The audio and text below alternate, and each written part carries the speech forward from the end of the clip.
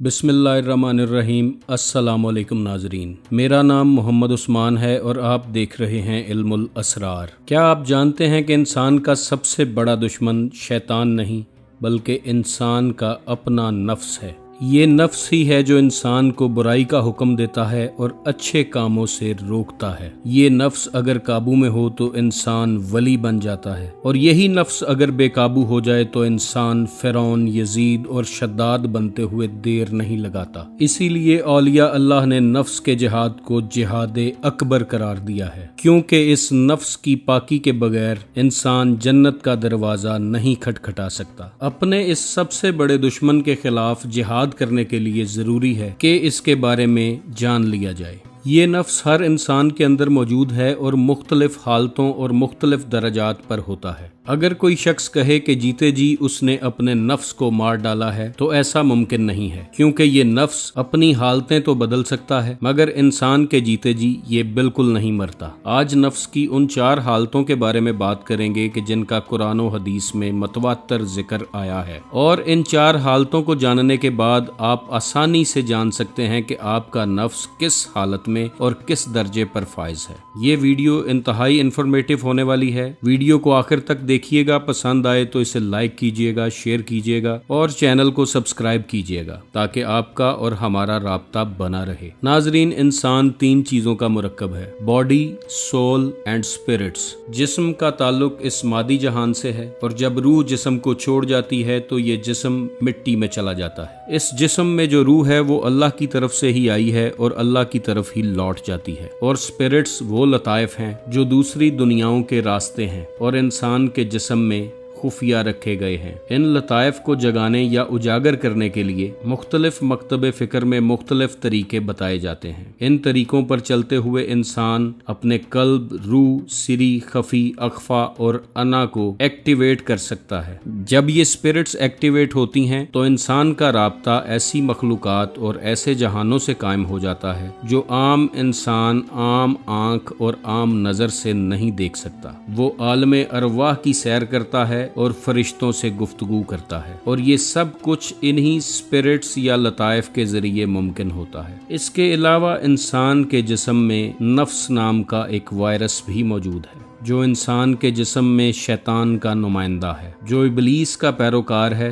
और हमेशा इंसान को बुराई का हुक्म देता है। पंजाबी के एक सूफी दरवेश कलंदर हजरत बाबा बुल्ले शाह फरमाते हैं कि ऐस नफ्स पलीत पलीत कीता अस्सा मुढ़ों पलीत ना हासे, यानी कि इंसान के जिस्म में इस नफ्स की मौजूदगी पलीदगी का बायस है। इंसान के जिस्म में ये नफ्स मुख्तलिफ हालतों में होता है, जिसकी सबसे पहली हालत नफ्से अम्मारा है। ये वो नफ्स है जो इंसान को बुराई के लिए उकसाता है, हमेशा बुराई की तरफ माइल करता है और अच्छाई से रोकता है। नफ्से अम्मारा इंसान को शहवात, नफसानी ख्वाहिशात, फहाशी और उरियानी की तरफ माइल करता है। इसके अलावा इंसान के दिल को दुनियावी ख्वाहिशात से भर देता है। एक ख्वाहिश पूरी होती है तो दूसरी ख्वाहिश जगा देता है। एक मंजिल हासिल होती है तो दूसरी मंजिल का रास्ता दिखा देता है, यानी ये दुनियावी ख्वाहिशात का सिलसिला खत्म होने नहीं देता। इसके बारे में कुरान की सूरह यूसुफ में फरमाया गया है, बेशक नफ्स तो बुराई का बहुत हुक्म देने वाला है मगर जिस पर मेरा रब रहम करे। इसके बारे में इमाम जाफर सादिक अलैहिस्सलाम ने फरमाया कि नफ्से अम्मारा दुश्मने इंसान है, अगर तुम इस पर काबू ना पाओ तो ये तुम्हें हलाकत तक ले जाएगा। नफ्स की दूसरी हालत नफ्से लवामा है, यानी कि मलामत करने वाला नफ्स। जब इंसान का नफ्स इस दर्जे पर फायज होता है तो इंसान को गुनाह के बाद मलामत होती है। वो अपने गुनाह पर शर्मसार होता है, उसका ज़मीर उसे झंझोड़ने लगता है और वो गुनाह के बाद पछताता है और अल्लाह के हुजूर तौबा करता है। नफ्स की ये हालत इंसान का निजात की तरफ पहला कदम है। इस नफ्से लवामा के बारे में अल्लाह ताला सूरह क़यामा में इरशाद फरमाता है, और मैं कसम खाता हूँ मलामत करने वाले नफ्स की। इसी नफ्स के बारे में हुजूर अलैहिस्सलातु वस्सलाम ने फरमाया, मोमिन का ज़मीर ही इसका वाइज है, यानी ये नफ्से लवामा ही इंसान को अच्छी नसीहत करता है। इस मकाम पर इंसान का ज़मीर जागने लगता है। नफ्स की तीसरी हालत को नफ्से मुल्हिमा कहते हैं। ये वो नफ्स है जिस पर इल्हाम किया जाता है, ये नफ्स की एक खूबसूरत और लतीफ़ हालत है। ये वो मरहला है जब इंसान को अल्लाह की तरफ से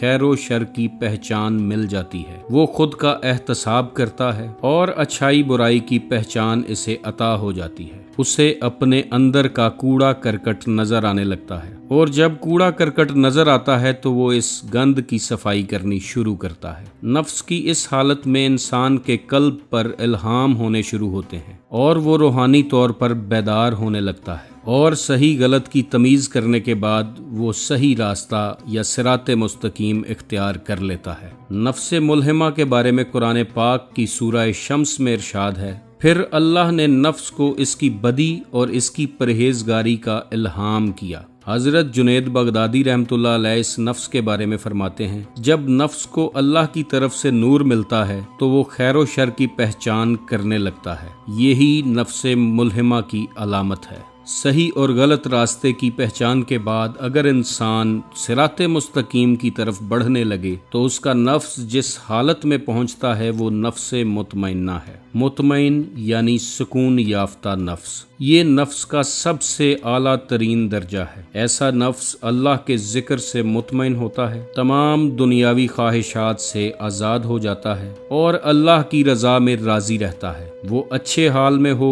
तो भी राज़ी है, बुरे हाल में हो तो भी राज़ी है। उसे इज्जत मिले तो भी राज़ी है, उसे जिल्लत मिले तो भी राज़ी है। दुनिया की ऐशो इशरत में ज़िंदगी गुजरे तो भी राज़ी, फ़कीरी और दरवेशी में ज़िंदगी गुजरे तो भी राज़ी। ये नफ्स की वो हालत है कि जो अल्लाह की रज़ा में हर हाल में राज़ी है। कुरान पाक की सूरह फजर में अल्लाह इस नफ्स मुतमइन्ना के बारे में फरमाता है कि ए नफ्स मुतमइन्ना, अपने रब की तरफ लौट चल, इस हालत में कि तू इससे राज़ी और वो तुझसे राज़ी। बस मेरे बंदों में शामिल हो जा और मेरी जन्नत में दाखिल हो जा। नफ्स मुतमइन्ना नफ्स की वो हालत है जो इंतहाई लतीफ़ है और जन्नत में दाखिल होने के लिए तैयार है। रसूलुल्लाह सल्लल्लाहु अलैहि वसल्लम ने इसके बारे में फरमाया कि हकीकी दौलत नफ्स की कनात है। और हजरत बायजीद बस्तामी रहमतुल्लाह अलैह फरमाते हैं, नफ्से मुतमइन्ना वो है जो अल्लाह की रज़ा के सिवा किसी चीज़ पे राज़ी ना हो, यानी उसकी रज़ा सिर्फ अल्लाह की रज़ा में हो।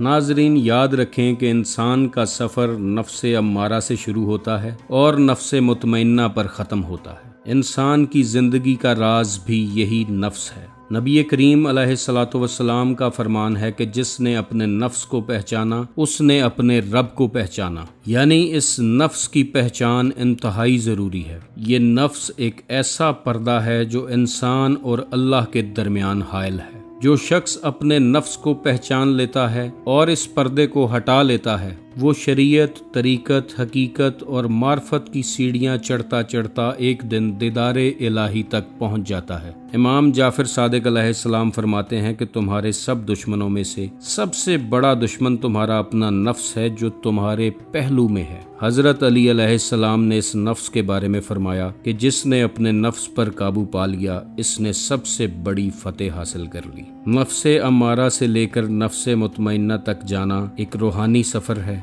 जो हर इंसान के लिए है। जो लोग मुजाहिदा करते हैं, औलिया अल्लाह की सोहबत इख्तियार करते हैं, ज़िक्र व अज़कार की महफ़िलें मुनक्किद करते हैं, हजूम में और तन्हाई में अल्लाह का ज़िक्र करते रहते हैं, वो एक दिन नफ्से अम्मारा से निकल कर नफ्से मुतमइन्ना तक पहुँच ही जाते हैं और अल्लाह के ख़ास कुर्ब के हकदार बन जाते हैं। इस नफ्स को आप कभी कत्ल नहीं कर सकते, लेकिन इसको अल्लाह के नूर से नूरी ज़रूर किया जा सकता है। नफ्स को पाक करने के लिए जो मुजाहिदे किए जाते हैं इनका जिक्र आने वाली वीडियोस में करेंगे, क्योंकि नफ्स को जान लेने के बाद इस पर काम करना और इसे नूरे इलाही से सरशार करना इंतहाई ज़रूरी है। ये वो काम है जिसके लिए इंसान को इस दुनिया में भेजा गया है। एक हदीस मुबारका में आया है कि अक्लमंद वो है जो अपने नफ्स का मुहासबा करे और मौत के बाद की तैयारी करे, यानी कि नफ्स का मुहासबा ही असल आखिरत की तैयारी है। हज़रत हसन बसरी रहमतुल्लाह अलैह फरमाते हैं कि नफ्स की मिसाल एक बच्चे की तरह है।